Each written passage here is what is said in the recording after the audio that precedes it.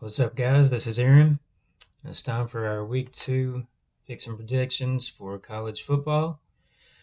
So let's give a recap from last week real quick. So the video plays did go 1-3. Penn State, the under. Neither team really wanted to tackle. There was way too many big plays. Sometimes that happens week 1. You never really know what a team's going to look like defensively. Same thing for Louisville. They lost in blowout fashion. They just kept shooting themselves in the foot. Defensively, they didn't really bring anything to the table. They really just looked like they were not ready to play the game. Tulsa, we had them -3. They had so many chances to win. My adjusted score for this game was Tulsa 34-20. So this should have been a 2-touchdown easy cover. And they fumble late in the fourth on a big pass play. Turn the ball over, goes into overtime, and in overtime, the quarterback missed a wide open halfback in the end zone. So instead of possibly winning by 7 and covering, they lost the game in overtime. So serves them right. So that was our 3 losses. We did win on Georgia Tech's team total under 13.5.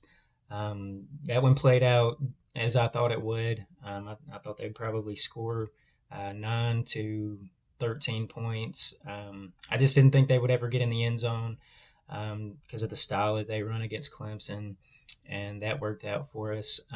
So if you're following me on Twitter or if you're in the Discord, you also got Michigan State first half -13. That cashed easy. We also had Tennessee first quarter, I think -10. That cashed easy. So 3-3 last week. That's not terrible. I'm okay with that for for week 1. We're just now starting to get enough data points to where that I can handicap these games with enough data to know what to expect moving forward, and not just the preseason work, other people's opinions, stuff like that. So let's get started. So I've got 4 plays for you. Likely to add some more, so follow me on Twitter. You'll get them in the Discord. Play number 1, we're going to go with Mississippi State -10 on the road at Arizona.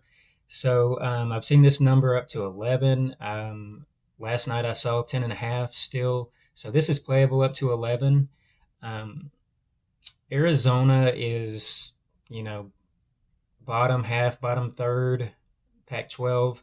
They're coming off a pretty nice victory against San Diego State, but I don't like San Diego State. I've never liked them. They're not able to push the ball downfield. They have to run for success. Braxton Burmeister is a terrible quarterback. I've hated him since the Oregon and Virginia Tech days. I think he's terrible. They never had a shot. Okay, so Arizona played really well. The quarterback played really well. But I still think, when you're playing a team that just does not have the ability to challenge you, especially through the air, where I think Arizona's vulnerable, that's why Arizona covered that game. So now they have to go. They're at home, but this is Mississippi State. This is an upper half, upper third SEC team with real SEC talent right now. Mike Leach is doing a really good job on defense. They can stop the run.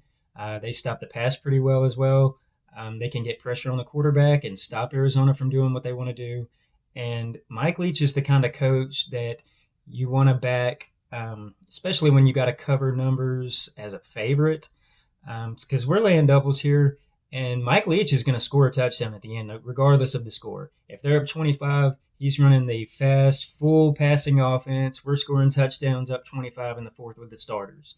Okay, so if we're up, 6 or 7, he's scoring that extra touchdown to get us there. If we're up, 13 in the fourth quarter, they don't really run the ball to chew clock whatsoever. He just refuses to.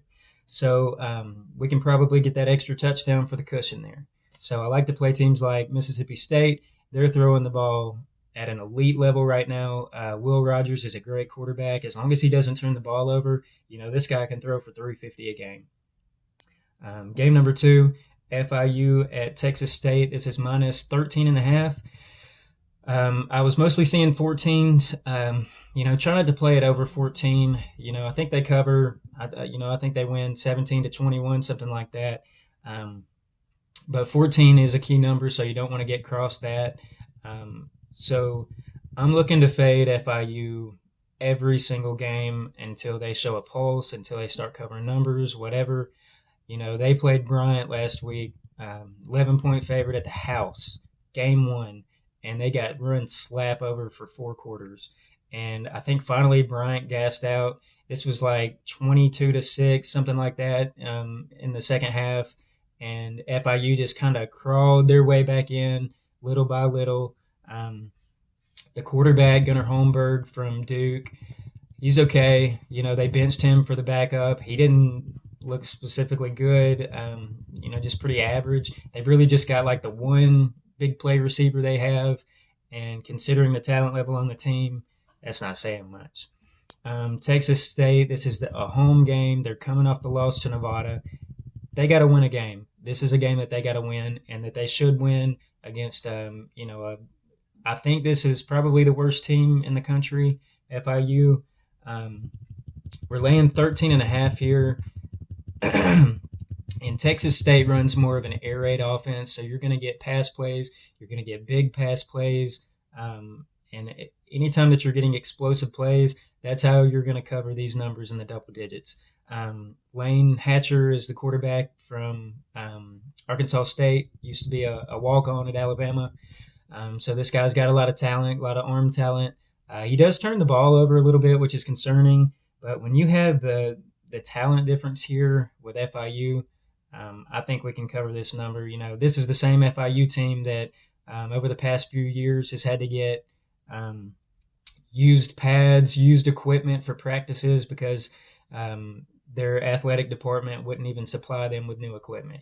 So this is just a team, at the very bottom. The third one's going to be South Carolina at Arkansas. We're going to go over 52.5. I'm seeing 53s out there. That's okay too.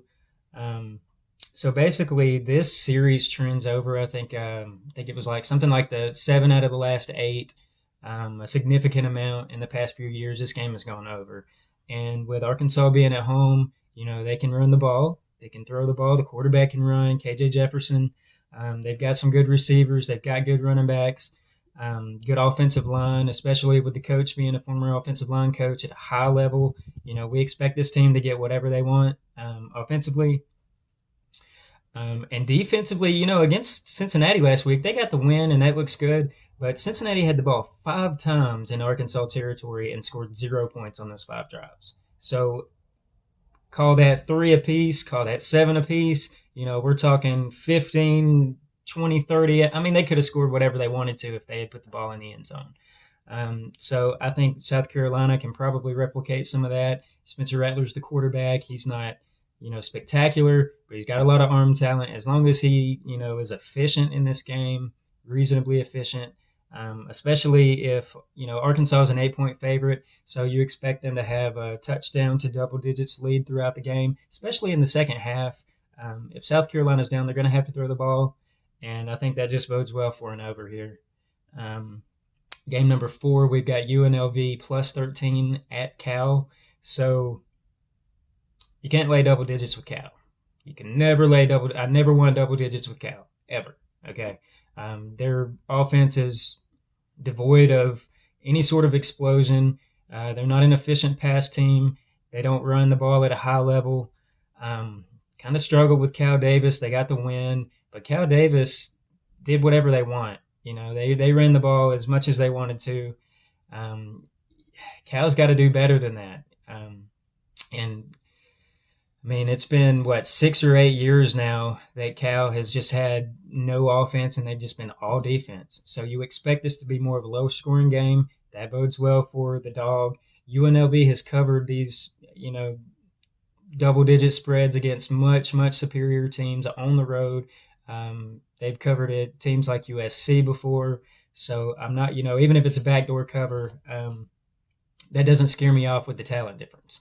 So Doug Brumfield at quarterback, he threw over 300 yards and 4 touchdowns last week.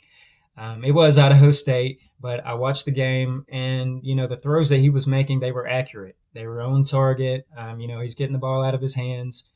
So it wasn't fraudulent at all. They just made a lot of really good plays, and I think this is the type of team that can hang with a team like Cal that doesn't have a lot of explosion on offense.